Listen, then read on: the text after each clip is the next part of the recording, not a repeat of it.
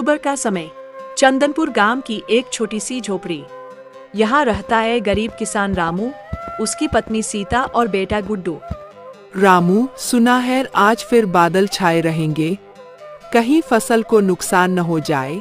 सीता, डर मत, इस बार भगवान जरूर साथ देगा, बस मेहनत करते रहना है। बाबूजी, आज स्कूल की फीस की आखिरी तारीख है। बेटा, आज नहीं हो पाएगा, अगले हफ्ते देता हूँ। रामू खेत में आता है। मिट्टी सूखी, कुएं में पानी कम, चिंता बढ़ रही है। हे धरती माँ, इस बार फसल खड़ी हो जाए बस।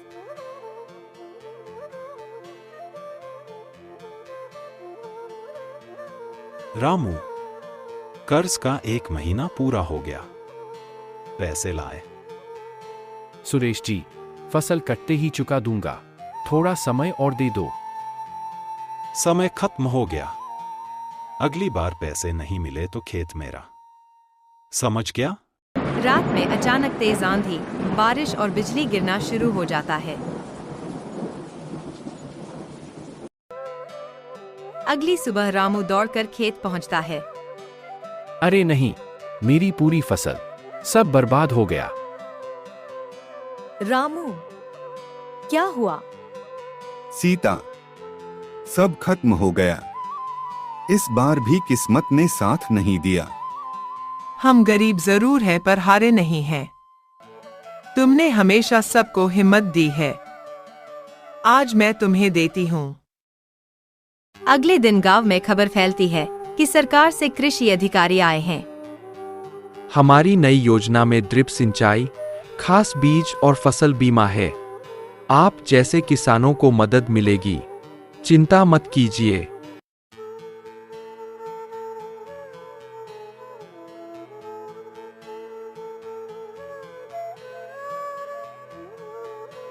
अच्छा, अब तो तुम्हारा खेत मेरा होगा, कर्ज नहीं चुकाया ना?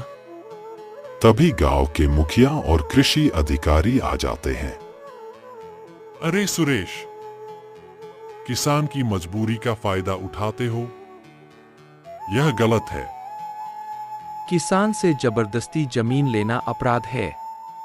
सरकार रामू की मदद करेगी, खेत रामू का ही रहेगा। सरकारी मदद से नई खेती शुरू होती है, ड्रिप सिंचाई लगती है, नए बीज आते हैं, गांव वाले भी मदद करते हैं।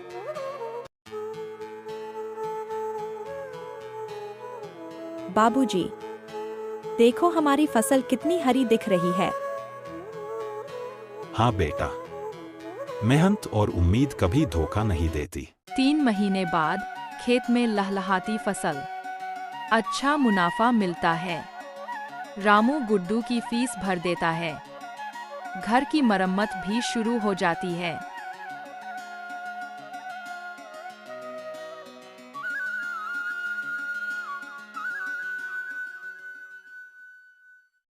हरे भरे पहाड़ों से घिरा एक शांत गांव, जहां लोग सरल जीवन जीते थे।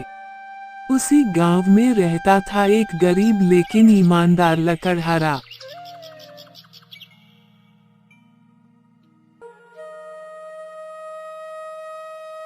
सुनो, आज घर में दवाई के पैसे भी चाहिए, कोशिश करना थोड़ा ज्यादा लकड़ी ले आओ। हाँ, कोशिश करूंगा, चिंता मत करो।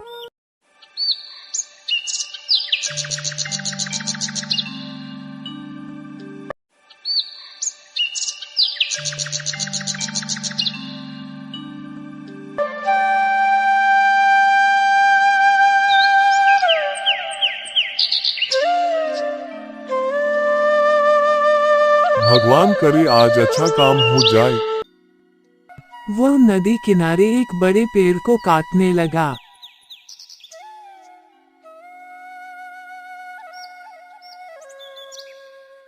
अरे नहीं, मेरी कुल्हाड़ी, अब मैं क्या करूंगा, यही तो मेरा सहारा था।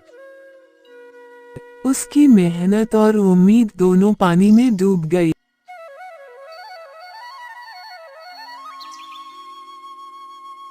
वत्स, तुम क्यों दुखी हो? महाराज, मेरी कुल्हाड़ी नदी में गिर गई, अब मैं घर कैसे चलाऊंगा? मत करो, मैं देखता हूँ। क्या ये सोने की कुल्हाड़ी तुम्हारी है? नहीं महाराज, इतनी कीमती चीज मेरी नहीं हो सकती। यार, क्या ये चांदी की कुल्हाड़ी तुम्हारी है? नहीं महाराज, ये भी मेरी नहीं है। लोहे की कुल्हाड़ी? महाराज, यही मेरी है, मैं इसी से अपना घर चलाता हूँ। वत्स, तुम्हारी ईमानदारी मानवता के लिए प्रेरणा है, इसलिए ये तीनों कुल्हाड़ियां तुम्हारी। महाराज, मैं इतने बड़े इनाम के योग्य कैसे? ईमानदारी का फल है ये।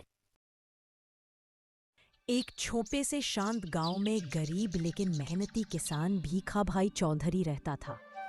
उसका परिवार बूढ़ी दादी जीवरबा और छोटी बेटी फुलवनी ही उसकी दुनिया थी।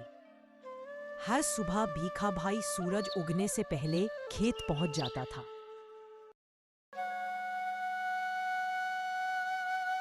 बस इस बार खेत अच्छा चल जाए, हमारी सारी परेशानियां दूर हो जाए।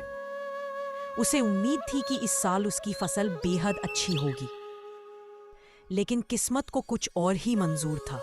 शाम होते होते मौसम अचानक बिगड़ गया। तेज हवा, काले बादलों और बिजली ने पूरे गांव को डरा दिया। बापू, बाहर बहुत तेज आंधी है, अंदर आ जाए। पूरी रात तूफान ने गांव को हिला दिया और किसानों के दिल में चिंता भर दी। सुबह जब भीखा भाई खेत पहुंचा, उसकी दुनिया उजड़ चुकी थी। फसल पूरी तरह नष्ट हो चुकी थी। भीखा भाई का दिल टूट चुका था, लेकिन तभी उसकी दादी जीवरबा ने उसे हिम्मत दी। बेटा, मौसम का भरोसा नहीं हो तू, पर हिम्मत रख। रोने से कुछ नहीं बदलता, इंसान मेहनत से ही जीतता है। दादी, आप ही बताओ, मैं अब क्या करूं?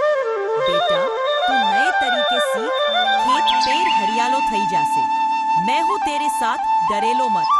हाँ दादी, मैं हार नहीं मानूंगा। मैं फिर से खेत शुरू करूंगा, चाहे कितनी भी मेहनत करनी पड़े।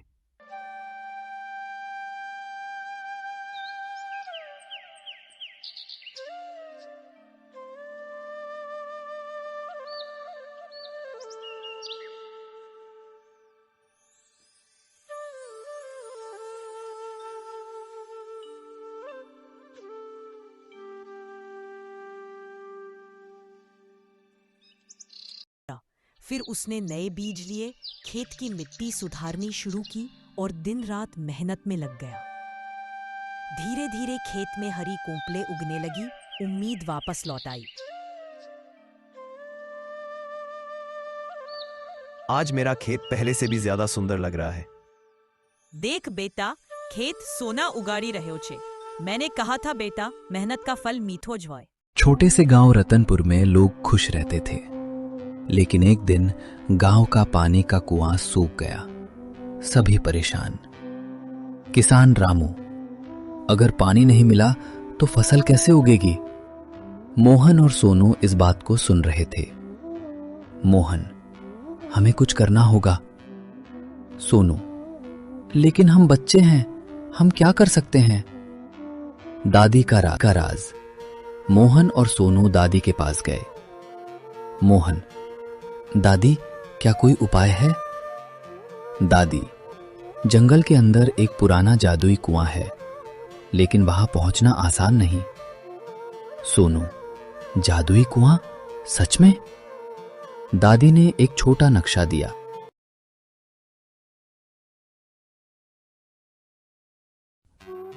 जंगल की यात्रा। दोनों जंगल की ओर चले। चारों तरफ पेड़, हवा, चिड़ियों की आवाज। रास्ते में नदी मिली। सोनू, अब कैसे पार जाए? मोहन ने बड़े पत्थर खोजकर रास्ता बना दिया। मोहन, हिम्मत रखो, गांव के लिए कर रहे हैं। दोनों नदी पार कर गए। जादुई कुआं आगे चलकर उन्हें एक पुराना चमकता कुआं मिला। कुआं बोल उठा, मैं पानी तभी दूंगा जब लोग प्रकृति को बचाने का वादा करें। दोनों ने तुरंत कहा। मोहन, हम पेड़ लगाएंगे, पानी बचाएंगे और दूसरों को भी बताएंगे। कुएं से पानी निकलने लगा। जंगल से छोटी नदी गांव की ओर बह निकली। गांव में खुशियां लौट आईं। गांव वाले खुश होकर चिल्लाएं, अब फसलें बच जाएंगी। दादी, देखा, बच्चों ने गांव बचा लिया। सोनू बोला, अगर मन साफ हो तो कोई भी काम मुश्किल नहीं।